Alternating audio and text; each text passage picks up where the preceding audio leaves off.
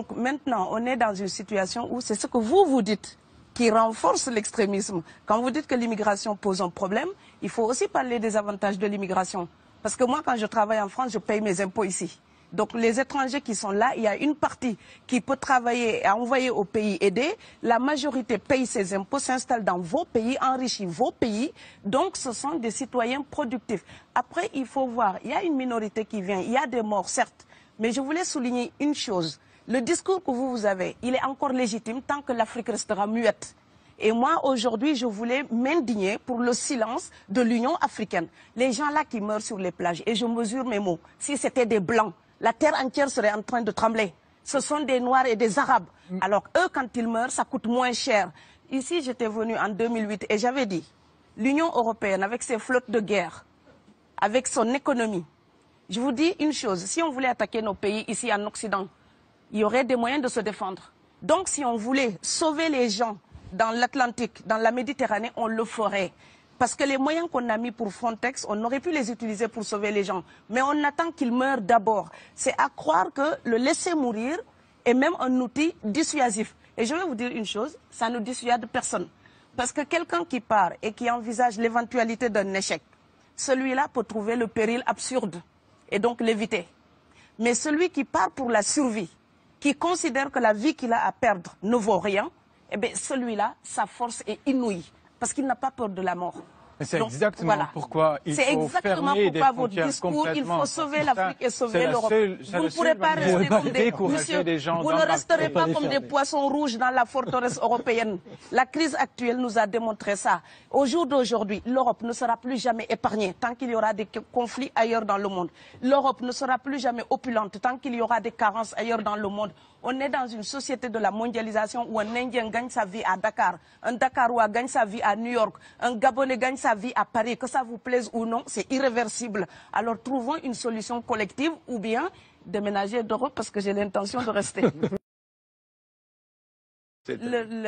Quand quelqu'un part, c'est comme quelqu'un qui est élu, choisi, peut-être le plus débrouillard.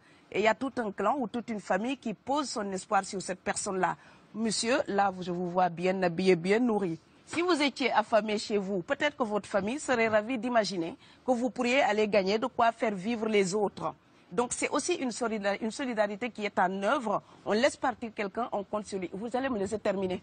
Et Schengen, entre guillemets Schengen, ça me permet d'être invité aux Pays-Bas, monsieur, donner des conférences dans vos universités. Quand ils trouvent que mon cerveau est convenable, là, ils l'utilisent. Par contre, ils sont embêtés à l'idée d'avoir mon frère, qui n'est pas aussi diplômé que moi et qui pourrait avoir peut-être envie de travailler dans le bâtiment. Donc, vos pays deviennent schizophrènes. On ne peut pas trier les gens comme ça avec les étrangers utiles et les étrangers néfastes. Et la deuxième chose que je veux dire aussi, c'est que les Européens, là, on voit des Africains qui viennent, d'accord? Ce mouvement, ce déplacement de population, on le voit. Mais on ne voit pas le mouvement des Européens allant vers les autres pays.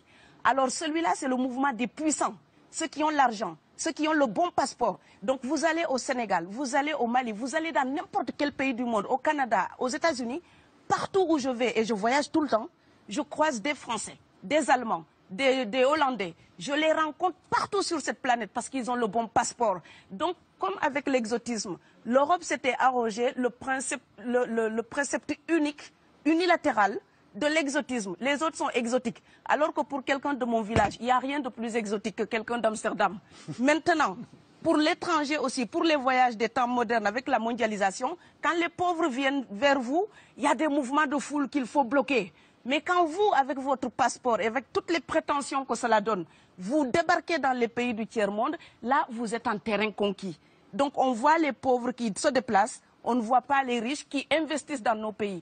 L'Afrique se développe en taux entre 5 et 10%. Ce n'est plus de la progression, c'est de la surchauffe. Sauf que quand des pays du tiers-monde se développent et qu'ils n'ont pas les moyens, pour gérer tout ça, il faut une ingénierie, il faut une formation, il faut des populations pour installer une démocratie. Là, cette surchauffe-là, vous avez besoin qu'on reste dominé pour servir de débouché à l'industrie européenne. Alors il faut arrêter l'hypocrisie. On sera riches ensemble ou on va se noyer tous ensemble. Et je pense que l'Afrique et l'Europe, par exemple, sont là comme des enfants qui se regardent à travers un miroir déformant. Il serait enfin temps qu'ils se respectent, enfin qu'elles se respectent suffisamment pour que l'Europe arrête de nous envoyer ses déchets industriels pour construire avec nous de véritables industries, pour que l'Europe participe à ce développement et que l'Afrique, 60 ans après les indépendances, arrête de dire c'est la faute des autres. Au bout d'un moment, indépendance, c'est responsabilité. Si nous sommes vraiment indépendants en Afrique, nous sommes aussi responsables de notre destin. Et ça ne se fera pas sans les Européens et l'Europe ne s'en sortira pas sans l'Afrique parce que sinon nous serons un boulet que vous traînerez. Donc ce monde-là est lié et je pense que l'entente, je rêve d'une entente, d'une fraternité. Oui, je sais, ça fait bisounours. Mais il me faut garder cette utopie-là pour garder le courage d'écrire toutes les nuits. Parce que j'ai fait le vent de l'Atlantique il y a bientôt 12 ans. Aujourd'hui, à l'époque, quand je parlais de dizaines de morts dans l'Atlantique, on me disait « tu exagères ». Maintenant qu'on les ramasse par milliers, je suis absolument triste de devoir réaliser tout simplement qu'en tant qu'auteur, je ne fais que répondre à l'injonction de Schiller. La dignité de l'homme est remise entre vos mains, gardez-la.